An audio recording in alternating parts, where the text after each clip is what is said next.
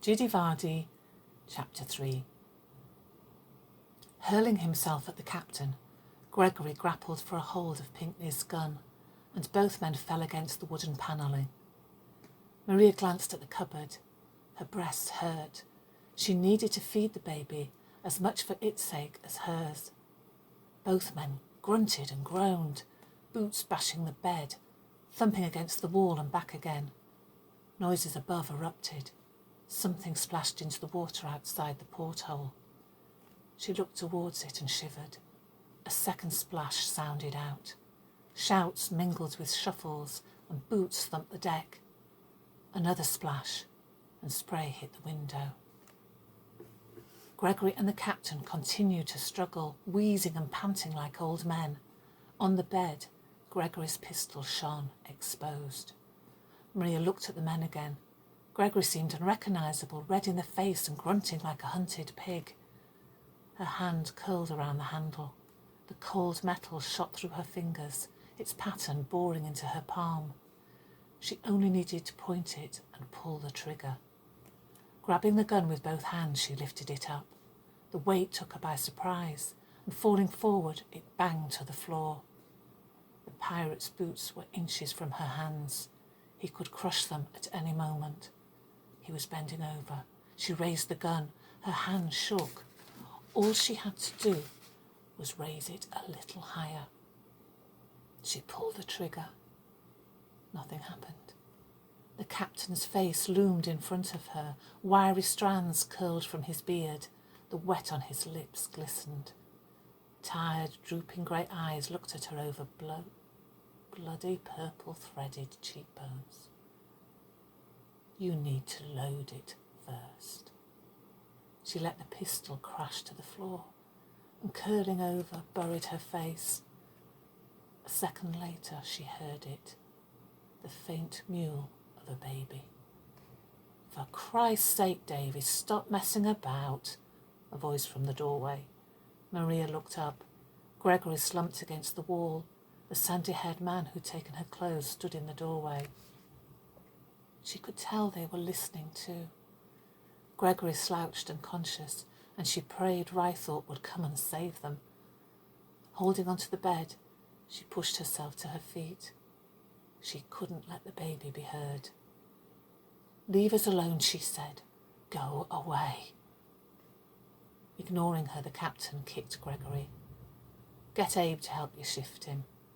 They exchanged looks, and the other man left. A moment later, the captain grabbed Maria's wrist and pulled her over his shoulder. The pain as her chest squashed against his shoulder blades made her cry out. Kicking and thumping, she shouted for him to stop. But he seemed to have hands everywhere, and he caught her wrists in one giant fist. Face burrowed into the cloth of his coat. She thought she'd suffocate. Gianna! He must have heard. How could he, with her mouth pressed against his stinking coat and his boots stamping up the narrow stairs? The wind hit her like a sheet on a washing line as she gasped in the cold air. Blood rushed to her head, stars pricking her eyes. She hit the deck before she had time to brace her arms. She should never have left Naples. Her parents had begged her not to, but she wanted to see more of the world. If only she'd listened. If only she hadn't thought she knew better. She'd done everything her parents feared, and then she'd sinned beyond redemption, and now God was making her pay. Mother Mary, forgive me. Hands pulled her to her feet, and she saw Gregory standing in front of her, his face distorted by blood and bruises. He opened his eyes, slits in swollen lids. A flicker of recognition. 2 men grabbed his arms, dragging him to the ship's starboard. 2 others pulled Maria after him. Boxes piled against the side, and they forced Gregory to stumble to the top.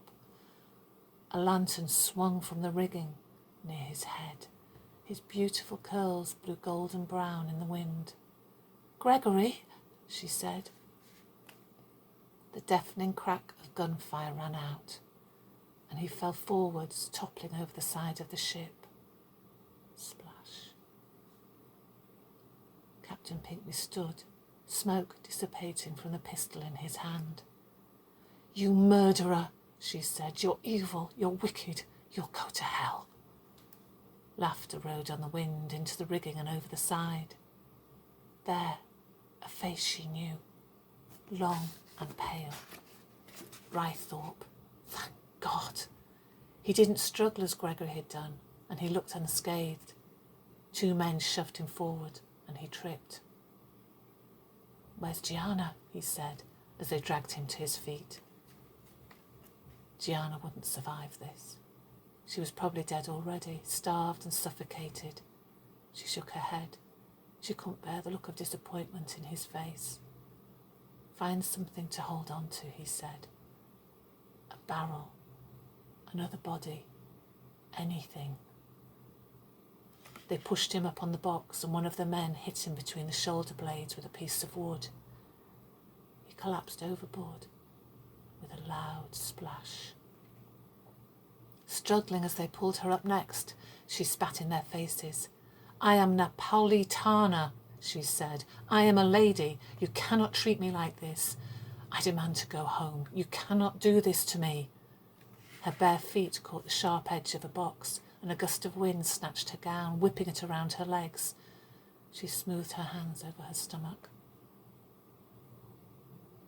Then, grabbing the rigging with one hand, she stopped herself falling.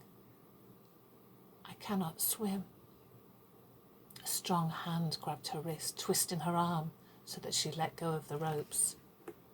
"You're not going for a swim," the captain said, before pushing her hard. She screamed. The wind caught her, lifting her gown, hair, arms, and after a moment, she fell swiftly.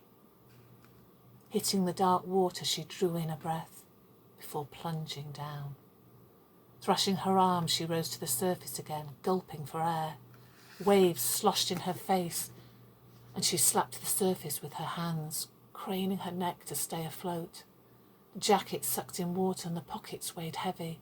Lanterns glowing on the ship already seemed a long way away. Under she went again, icy water stabbing her skin. She gulped for air once more, and surfacing, she saw orange stars flecking a jagged shoreline. Coughing, she reached out, fingers breaking the surface for something to hold on to. Rythorpe's words came back. Barrel, a body, anything. "Away we go!" A voice across the water. "We need to be in Robin Hood's Bay before light." Lanterns were moving. The ship billowed with canvas. She couldn't see anyone else in the water. She was alone. All alone. Gregory must be dead. The bullet, never mind the water, would have killed him. And Rythorpe had been in the freezing water so much longer than she had. Panic flooded her head. She was going to die. Splashing, she reached in every direction until her fingers touched something. It was the curved wood of a barrel, and she grappled for a hold. Waves lapped against her chin, covering her shoulders. She dug her fingers into a groove. Her arms ached as she pressed her fingertips down on the smooth, wet wood and clung on. Resting her forehead against the barrel, she let her legs drift. The baby would have died by now, and soon she would be dead too, unused milk leaking for the fishes to drink. Whatever Rythorpe said, she wouldn't be able to hold on for long, weighed down by Gregory's jacket. Her arms gave way. The water numbed her limbs. She couldn't hold on. Better to go now. Better to slip away.